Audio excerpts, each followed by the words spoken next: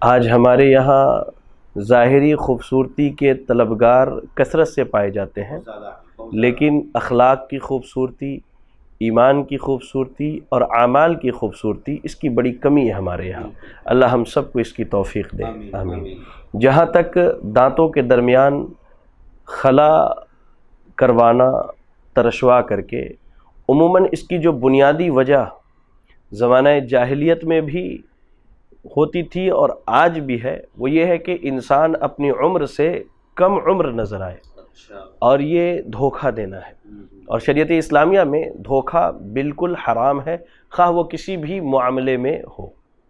اور اللہ کے رسول صلی اللہ علیہ وسلم نے ایسی عورتوں پر لعنت کی ہے۔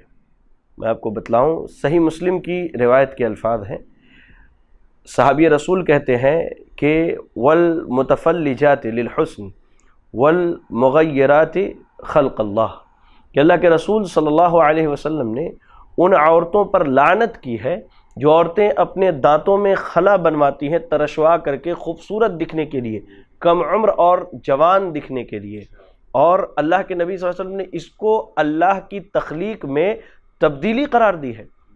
اللہ اکبر! یہ کتنا بڑا جرم ہے انسان کا کہ اللہ تعالیٰ نے اسے جس حالت میں پیدا کیا ہے وہ اس میں تبدیلی پیدا کرے۔ تو یہ عمل بالکل شرعاً جائز اور درست نہیں، خواہ مرد ہو یا عورت۔ اور مزید ویڈیوز کو دیکھنے کے لیے آپ ہمارے YouTube چینل کو سبسکرائب کریں۔ فجزاکم اللہ خیرا۔